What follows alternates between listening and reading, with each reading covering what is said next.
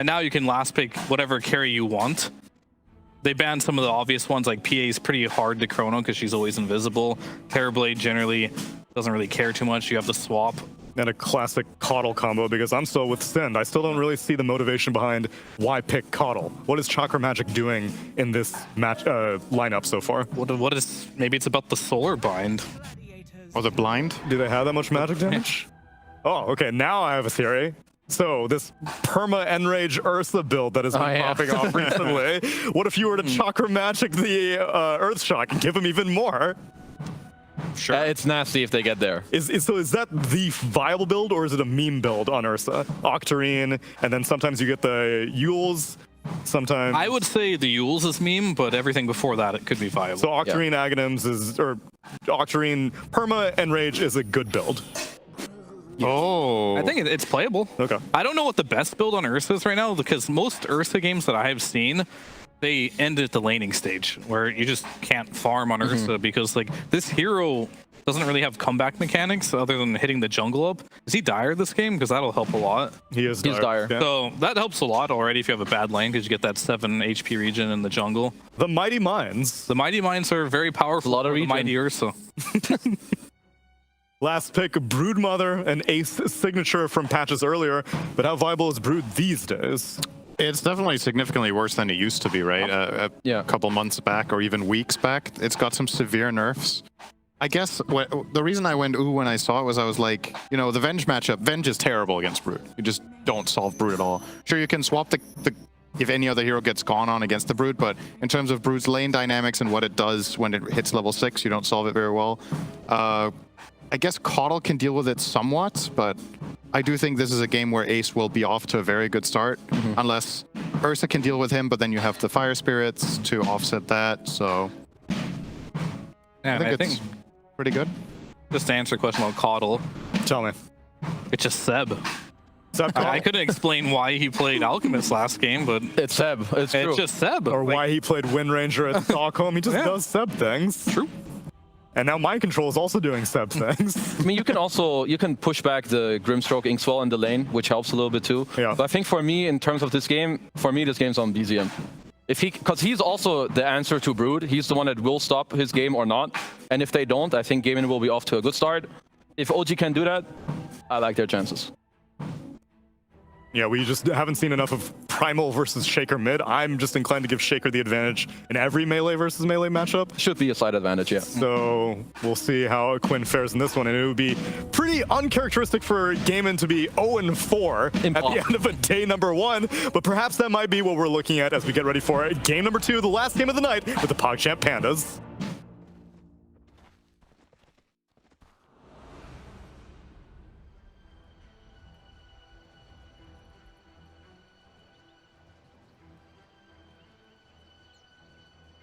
Prepare for battle.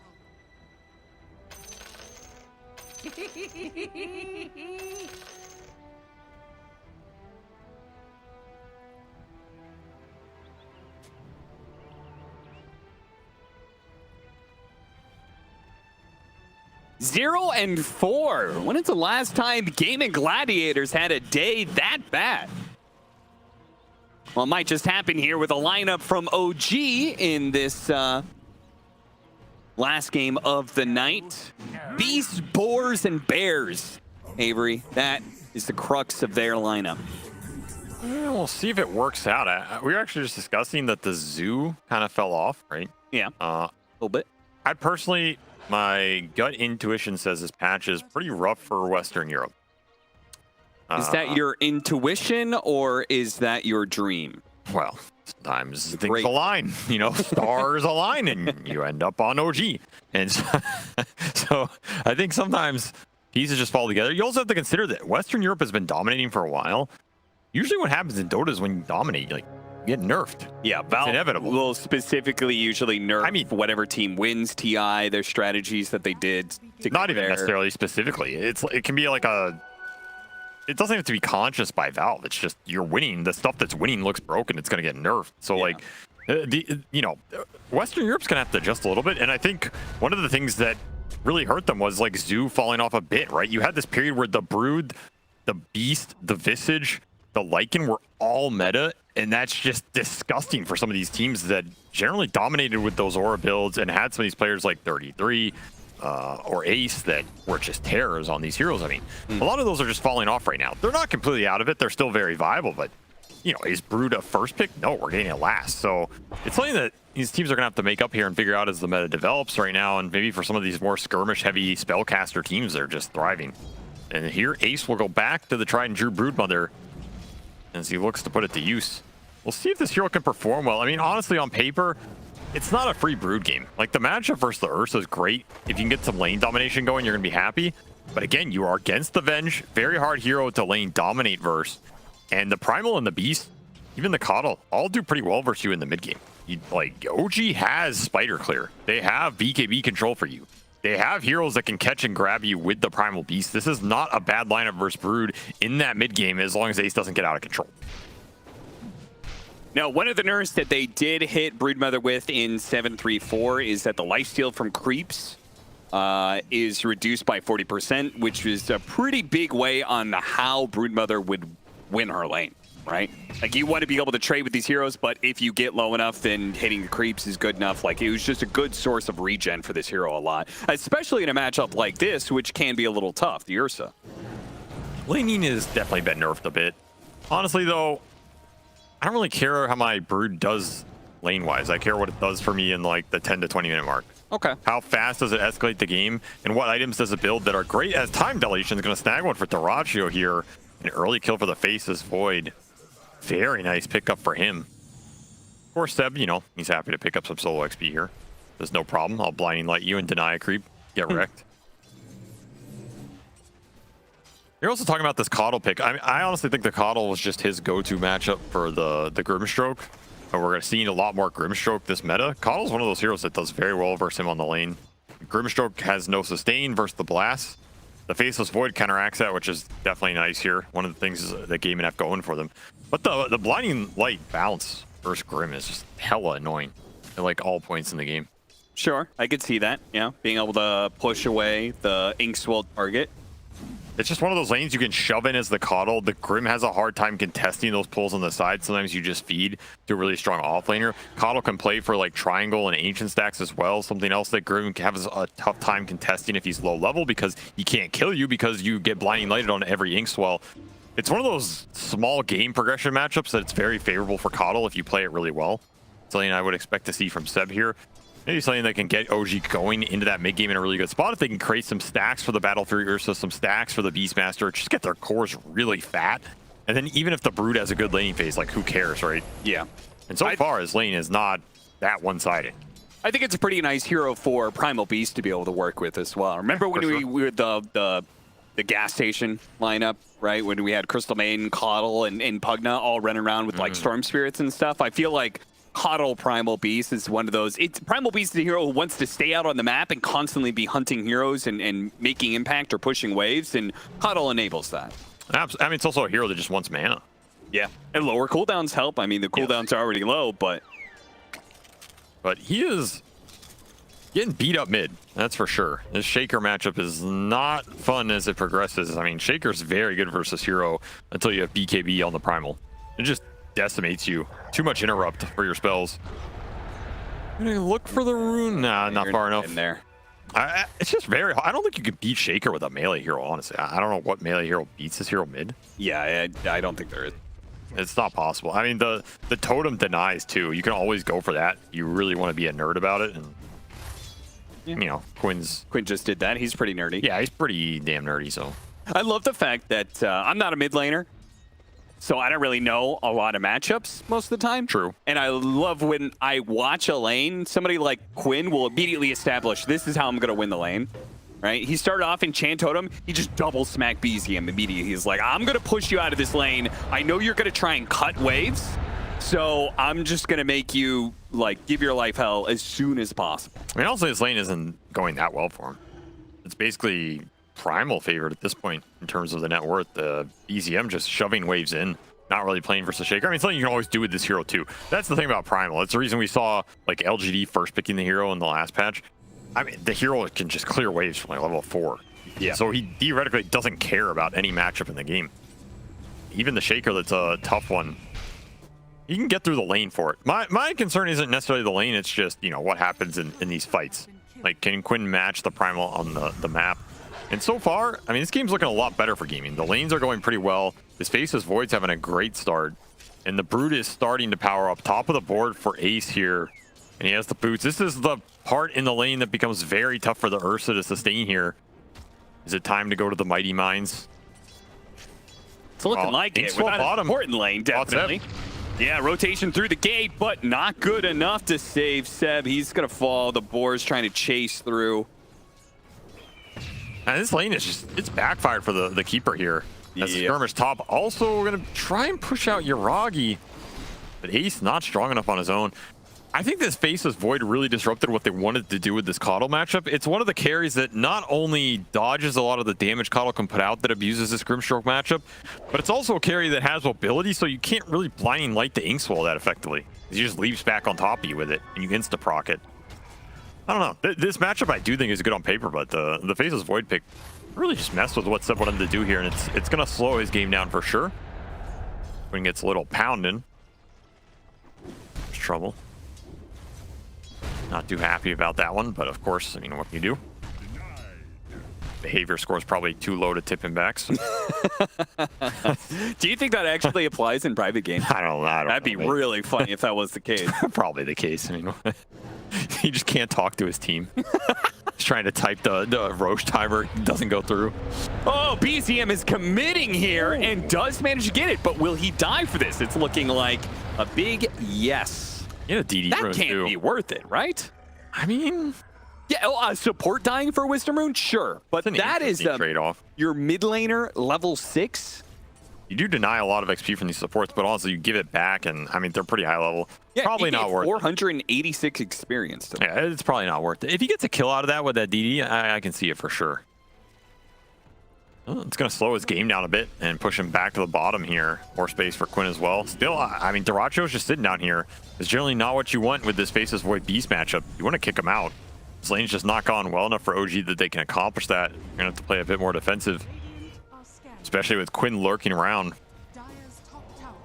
And Yuragi will eventually get kicked to the Mighty Mines, so time to start mining it up. Oh no, he's buying salve. That's so expensive, man. He just does not want to give this Broodmother the lane. I mean, you can understand why. It's not... The game's not going to get much better for you if you just give the Brood free time. It's just going to follow you, kick you out of the jungle, take your camps. So you have to make a hold somewhere. Why not make it now? Yeah, but... I mean, the Primal Beast is going to make a rotation up there eventually, Yeah, right? You can't hold it unless, as OG, you're willing to commit the Primal's time to this lane, which is an option. I mean, Primal's happy to do that. Yeah. At the same time, you want to commit the Primal bottom to start getting the Beast progression on the map in terms of taking the tower, kicking the Void out. So you had to choose between the two. They chose bottom here on OG. I think that's probably the more reliable and the better choice, honestly. I think going top is like a bait. I think your chances of making something happen there are pretty low versus the Brood. And kicking out this Void is pretty damn reliable. That's what the portal's for. Nice little echo. Still going for Dyrachyo here, but that's not going to work. OG, BZM over aggressive again with the Primal Beast. Just not working out for him. Yeah, this is a very awkward game. He's trying to make some like weird moves solo, but he just doesn't have the damage on these cores. Something OG's gonna have to respect is the amount that these two supports can turn stuff around. And you like Grim Phoenix is a nasty support duo when you get to combine with everybody in this game. Of course, you have great synergy with the cores between the Shaker and the Faceless Void going in, but this support duo is also just pretty good on their own. Like, you get a good soulbind out with some Phantoms going in, you get hit by the Phoenix Spirits, you are stuck. Can't do anything. I guess only Yuragi can power through it. He's getting beat down. He'll have to switch lanes, and Ace follows him right back. No space for the bear. It's going to be recovery time for OG in this game, which leads me to believe you better start stacking some Ancients and stacking them fast. And Seb, we're straight into that triangle, getting him up. Damn, is it going to be slow coming out of this early game? And that is going to be a lot of space for the Brood. Like, this Brood is just massive. How many spiders do you think it would take to bring down a bear? Grizzly bear? Real life? Yeah. Depends on the spider. Well, if a black willow bites it, it just dies. True. Yeah, it's the most toxic spider in the world. Yeah, but a bear's very big. I mean, so?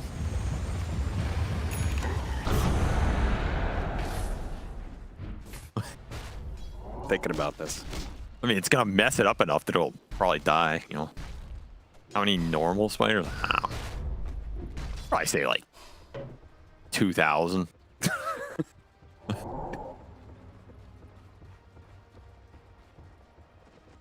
4,000 net worth lead for Gaimin Gladiators. I'm sorry, that's just all I could think about. Great segue there.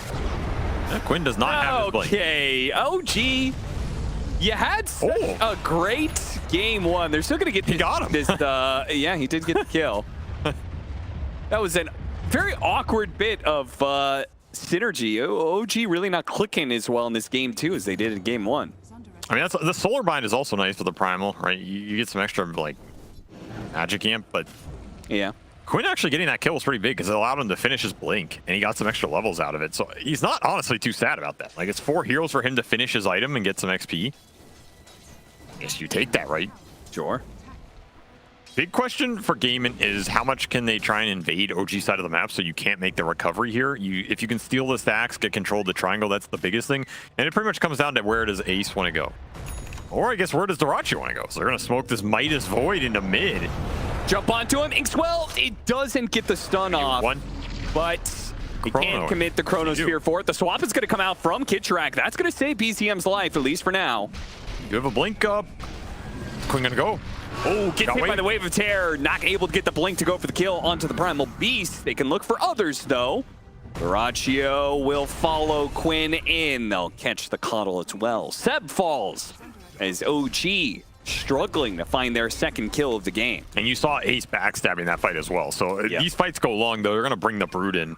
And again, the Brood is the most terrifying hero on the map right now. So you have to dodge it a little bit if you're OG. You have to control these stacks right now. Centaur Stomp can only do so much for you. Quinn will just clean it up. Beat a little bit. Oh, they couldn't catch the Phoenix. This is your triangle. It's getting invaded. Stacks going down. What are you going to do? Ground and pound. MC gonna be caught by the spiders now. Slowed down by the shark fight as well. They also have the egg to throw out. Kitrak tries to go for the swap. Killed by the dragon. Quinn jumps in the middle of it, and sure, they don't get the kill on MC, but he dies, and they get 2 other kills, BCM and Kitrak, and they'll claim that triangle, bringing Ace to the fight.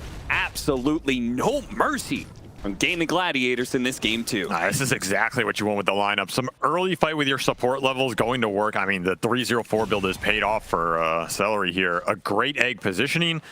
The only solace for OG is that MC died to neutrals, but that is not great when the stack gets stolen. However, that is... okay, what? That's some fuzzy wuzzy action right there. Is dyrachyo, a dyrachyo death here. Gonna feed a big one into Yuragi's pocket. They need it. That's a breath of morale right there. A breath of morale. You were on your... it's a hopium, but like, I mean... Sweet hit. You're inhaling it right now. It tastes pretty good. You're an OG fan. A couple more of those. Arcane Rune for BCM, who's still looking for Blade Mail, by the way, at 14 minutes here. My God, this is a slow Primal game. I feel like Primal games are like guaranteed usually. For the first 20 minutes. Like, maybe you make some rotations, you fail to get some kills or something, but usually you're still able to get the farm. So he just dies committing for a Lotus. Yeah, it was very silly. I mean... what is that like? Oh, I forgot the time walk! I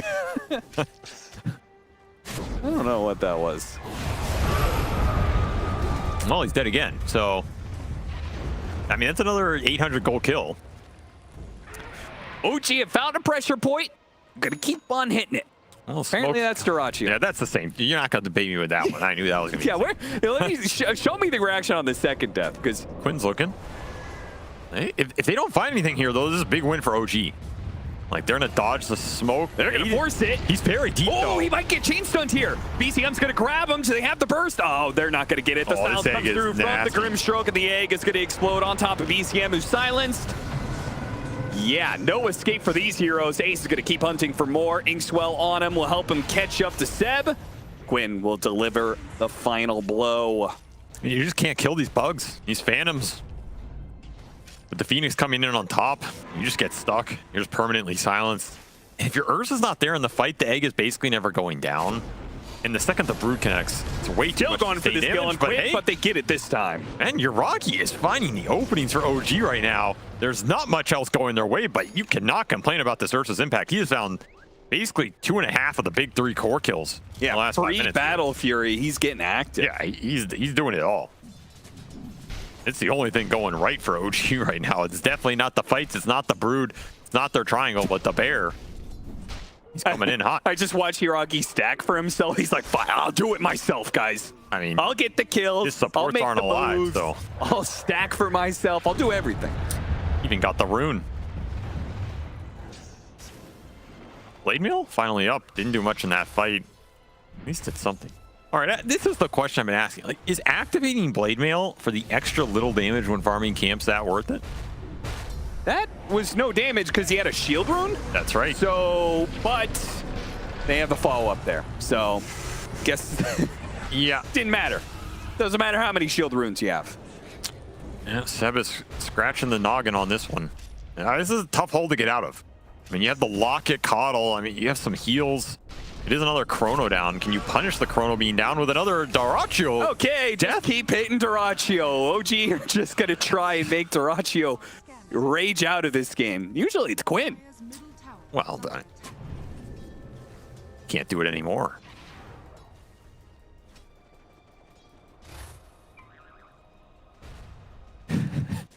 You're reported by your own team. I mean, these deaths are adding up, man. Like, you look at these net worths, it's an 8K gold lead, but you can get stretched on the map from the Beastmaster and the Coddle Primal push. Your pickoff is only as good as this Shaker can kill the cores and how well the Brood can connect to the fights. Like, this lineup is a little static by gaming. So if you can keep running them around the map, play around the Beast, draw gaming away from each other and find the pickoffs, you still got a lot going for you. I mean, this is a first big bench. These are great goes from OG if they can keep capitalizing. Oh, lost vision of them there for a second, but BCM's there on the other side. Oh, we got off the Phantom somehow between the grab. Didn't matter, though. He still had enough follow-up, and there was no rotation from Gaimin Gladiators. I think they're probably going to make the call. Okay, guys, let's just stop going bottom. And honestly, I like that Seb is just... oh my god. I like that MC... It's the off-lane swap, man. I was unintentional. Sorry. I like that MC has stayed mainly in this bottom lane, especially around the OG vision, because this is a very easy game where, like, you know, he made that move top, he killed the Void, but outside of that, he's kind of played his own game. And I think this is a game where you really easily could have got sucked into some bad fights and just tried to join them because, like, oh, this game is getting out of control. I need to be there. Yeah. But honestly, you're just going to feed on top of that. And that's the thing that's been working well for OG is the Beastmaster pressure has drawn these cores back to a part of the map that they are not secure in and don't want to be in with everybody. And it's led to pickoffs on the map right now. And it's gotten this Beast to Helm of the Overlord pretty much. And that's a big timing for OG because you're still looking at an Ursa lineup that wants to do early Roshans. So that 8K gold lead has gone down to 6 off of these Void pickoffs. You finish your Ags on the Earth Spirit. This is time for Quinn to make his presence felt in this game and secure some big core kills or fights on this Battle for Ursa to deny the Roshan comeback potential. This is a huge pickoff if they get it. Can he get off the enrage first? No, he's going to be Blink, Echo Slam, Chain Stun very easily. That is exactly what they're looking for, because that is 50 seconds on the sideline, which means this Helm of the Overlord that is coming out for MC. In fact, he just got it, and he got a goal on one of the better creeps you can get with it on this first go. You can't make the move with it now. And that Roshan is getting denied, and it might get denied to the point where Ace says, you know what? Why don't we just do it, boys? Sure. I got early Lincolns. Like, they can't swap me, they can't roar me. And yeah, this move top. Trying to give them no space to operate with, thanks to a laning ward they had. They know the heroes are up here. They're going to go for the picks. Catching Kitrak, but not doing enough. They have the Chronosphere that's going to be able to grab all 3, though. Plenty of follow-up here from Gaimin Gladiators as they can keep it going with Inkswell, stopping the grab there, BZM. And one by one, OG will lose their trio here in the top lane. It's too greedy on the map. And Gaimin get the punish. Fast move back to top, using the Shaker Ags for pretty much 4 kills in a row. The best you can hope for here. That Inkswell combination is deadly. It's going to push him towards a very fast BKB. Oh, the Golem. The Golem. Ah, he got the deny in the tower and gets the Golem kill. No, it did not. Nobody, Good job. Nobody Good job, takes MC's Golem. Kill it himself. May take his team. May take his carry player. May take his cap.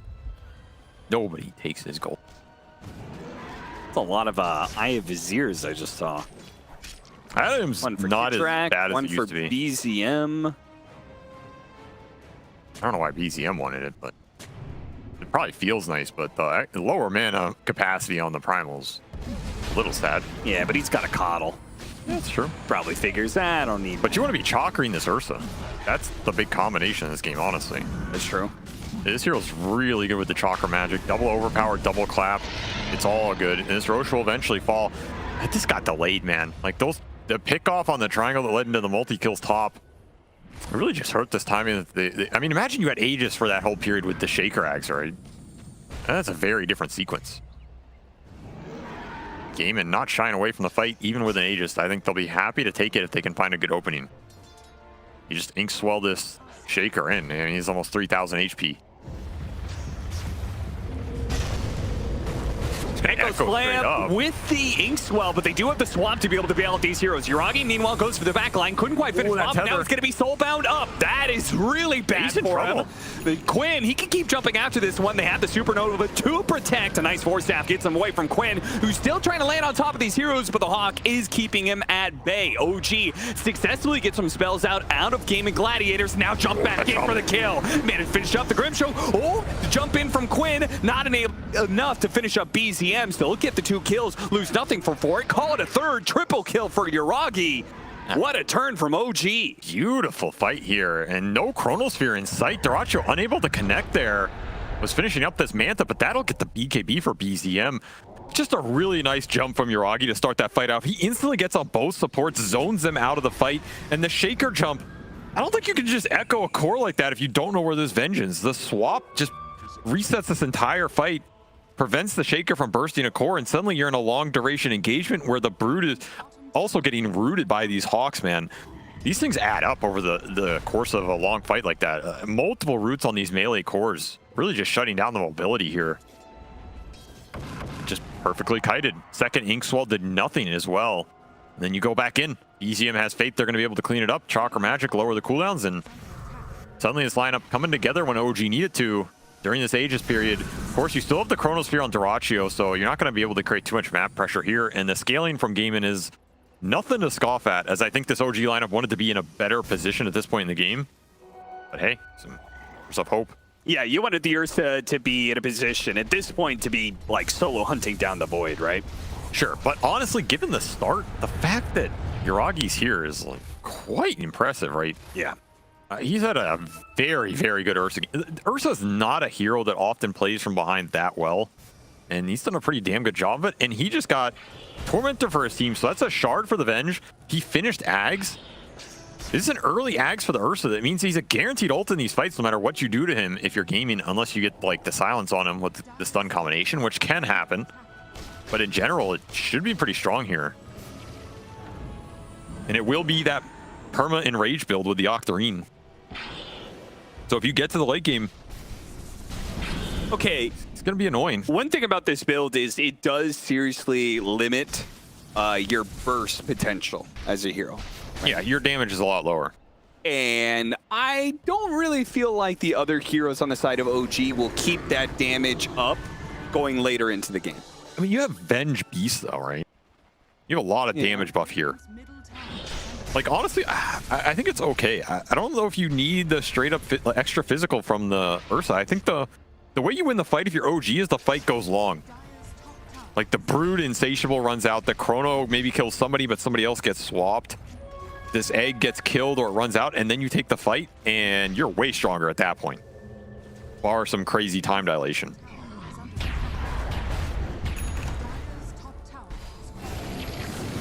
Kitrak will not make it out of this spot alive, but he can get a little extra time with the swap. I mean, he killed the Phantom. True. Killed Grimstroke's wife. Actually, he didn't Again. kill the Phantom. It's his wife? Yeah. Thought you were the lore master. I don't think it's his wife, dude. The Phantom is his wife. Where does it say that? I don't see it anywhere there. It literally calls it she and her, and his whole backstory is the fact that he slaughtered his village. Yeah, but we don't know if he actually married her.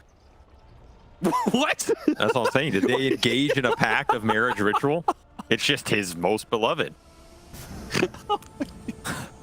These are important factors. It's the stupidest recovery I've heard in my life.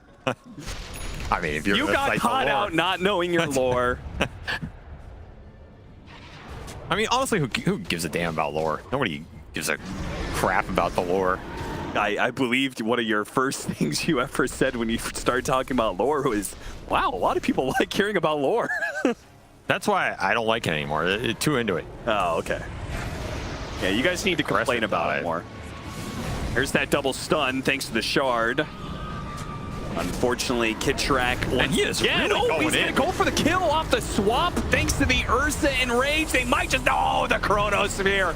It ruins it. They got baited, You can man. enrage off and have all the status resistance you want, but when time is frozen, you don't do a damn thing. That is going to be 4 down as MC has no way out of this either. I'll be able to run him all the way through. Okay, I mean, the fights were going okay for OG recently, but I felt like that was probably because dyrachyo just wasn't there. Now we see dyrachyo get into the fight, and it makes a big difference. I don't know. I guess OG they just took the gamble that the Void wasn't there for the Chrono. Yeah. You get the egg kill, but that's a very big gamble. Like, you have to assume when this Phoenix is playing that aggressively, he has the Void, right? Otherwise, this is just insane. It is very close to, like, stunning him and just killing him here. It's an understandable play, but tOfu just knows the limits a little bit better. And, I mean, the second that Chrono's out, you're done. That is not a fight you will ever win with this lineup, especially when the Ursa ult is used pretty early here. Yeah. Butterfly timing for Ace is going to power him up into the man fight category. And yeah, Gaimin cruising right now, looking for that next Roshan to potentially just use it to go high ground here. And So their you scale have- is still very strong with the Faceless Void Phoenix. At least when it comes to himself, he has no control as the Ursa over the Faceless Void. Now he's got a Broodmother with Butterfly. He so has you can't mind kill him. control. But I think he's just running out of heroes that he can hit. Did you know that's his name, by the way? MC. Yeah, you know it stands for mind control. I don't know if you were around back then. Thank you for that player lore, Avery. You're welcome. Great. A little fun fact of the day for you. Well, Ace is not afraid of being jumped on, but maybe he should be. Okay, no Chrono here, so they know they can just commit. BZM doesn't make it over the cliff to chase after the rest of Gaimin Gladiators. Looks like Ace's mind got controlled. Seb once more. Yeah, you're not getting Quinn, not when he has an Illusion Rune and Shadow Blade. Solar Bind is going to be nice versus the Shaker and the Void here. It's like decent control post the jumps. You just can't move. Speaking of not moving, he's going to buy a shard on MC. Oh, I thought we were talking about the networks here for the 2 other OG cores. Oh. What were you saying? He's going to get the shard on the Beastmaster. Right. If he gets Chakra Magicked a couple times, It's a lot of Hawks. can he get off 6 different Hawks? If you have Octarine, yeah, guaranteed. That's Is it permanent. possible for him to get up to like 8 Hawks? Look at this little find. That's a nice pickup. He'll deal with the Phantom, but ultimately there is too many things that can give control here. Yuragi is pretty much operating off of little hops. Keep him alive. You know what I like about that play, though? Yeah, what's that?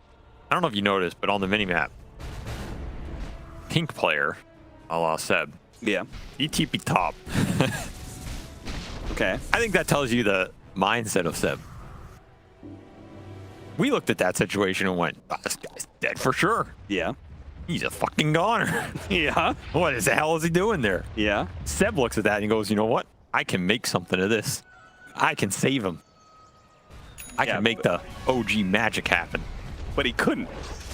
That's why he canceled it. But for a second, that's how he thinks. He's always thinking about how he can make the most of any situation. You know, he never gives up on the play. That's your problem, Boston. You give up on the playoffs. All right, you need to play like Seb. In fact, you need to cast like Seb. All right, that should be the next lesson for the. Oh yeah, you're saying I should put on a French accent? Cast like Seb. Never give up. I'm not going to try and do a French accent because I think it would come off. Oh yeah, it would end your career extremely badly. Yeah, that's not the one to do. my understanding of living in Germany is the French are very protective of their language and their accent. So yeah, we'll leave that one where it is. As dyrachyo finishes Satanic. And he is very tanky, he's very beefy. Also an interesting choice. Maybe just wanted a second Dispel here in terms of the Manta, but honestly, this doesn't strike me as a Satanic Void game. what does it strike you as? I thought the Butterfly, or just more damage, or, I mean, you can also just go BKB, have guaranteed Chrono. Even Lincoln's might not have been too bad. There's like swap or initiation. Yeah, the only way he dies, right, is he's getting pulverized or roared. And he's not going to be the first in. Ace is going to be the first one in. So. Yeah, that's a Earthshaker damage right there. Yeah, that's what that hero does. He makes you disappear. Honestly, I don't think it really matters what items Gaimin even buy in this game, right? It's just about getting items and then how they take the team fight. And if they get their ults off, they're probably going to win the fight. Like Soulbind, Egg, Chrono, if they land, you're probably winning that engagement. OG's lineup can't really deal with them right now. If for a very, very long time in this game, and they're just not getting items. It's very slow. I guess the next best item they're getting right now is the Hex for Seb with like the Coddle cast range. That helps you start the fights, particularly with this swap. Swap into Hex is very strong. You'd be even stronger if he got an Aghanim Scepter, but Kitrak is not getting that anytime soon as he dies again. And you lost this Aegis. Yeah, so. Lost second Roche. This is a time to go high ground if you're gaming right here. Satanic helps you do that. You're a lot tankier. That was part of the idea too. You put the Aegis on this Void with 2600 HP. He's a beast. All three cores for Gaimin having a pretty good time here as their supports not slacking either. A lot of utility between them.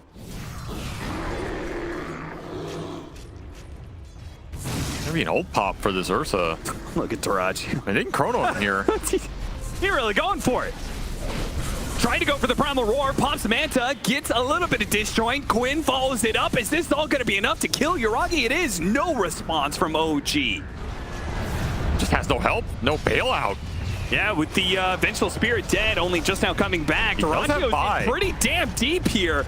This is crazy. They've finished up life number 1. That Aegis is now down. Do they have the control? Actually, Yuragi doesn't care. He's going to go for the back line here with the Inkswell, but no! But why? He's getting off the enrage. A dieback for him. OG trying to jump in, but a big slam from Quinn will keep most of them back. The control is there on to the Primal Beast. They'll finish him up. Vengeful Spirit dies next. Okay, apparently diving tier 3s, tier 4s, it's fine. I just have too many lives right here. They still have a cheese left. Yuragi just never got to that BKB. He was looking for it. He had a 3,200 gold before that fight and ends up dying twice without being able to do anything. Way too much control. I mean, Chakra Hawks doing what they can. They really messed that illusion up. Doing a lot to an illusion. Both these games pretty one-sided. Gaimin strike back and look like getting a win for the day. Or it's in near reach here. They can taste it. A taste that they are not familiar with. The taste of potential victory. Victory. Yeah, they've really struggled with that. They definitely have. Okay, there's some bashes there. Chill out, man.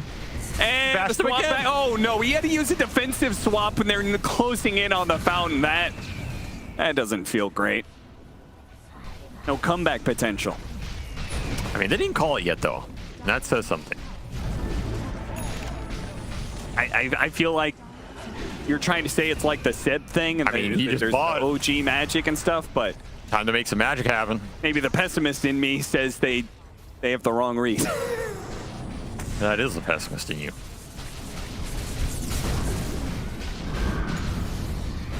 Oh, Quinn hopping away, still gets grabbed by the Pulverize with the BKB from BZM, but his damage does not compare to the HP of some of these heroes. They actually jump back in for that one. And Quinn, they managed to finish up BZM, still turning around with a Fisher. Kind of blocks out Yuragi from getting back inside the fountain. He does manage to get there, though, with dyrachyo caught just outside of it, does die.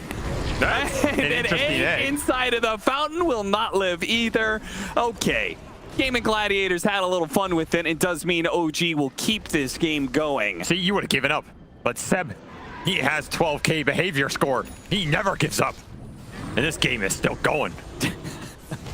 And now you've overextended. You know what? I'm just going to say. Straight into their trap.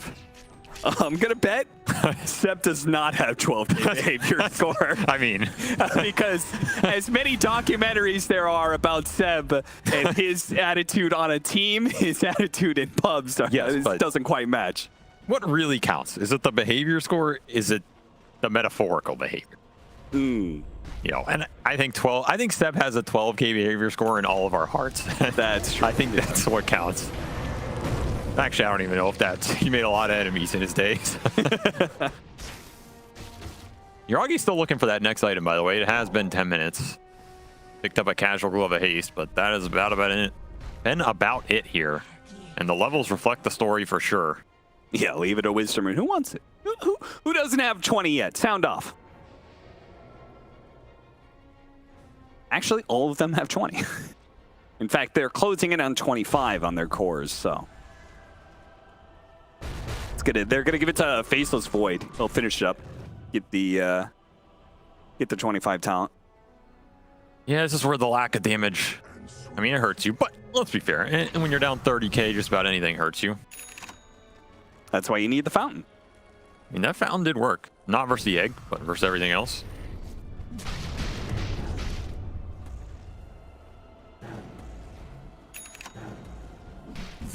Can you actually egg deeper than that? Can you egg behind the fountain?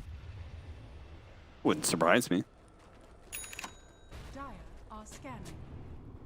How deep can we go? It's the only question that remains here.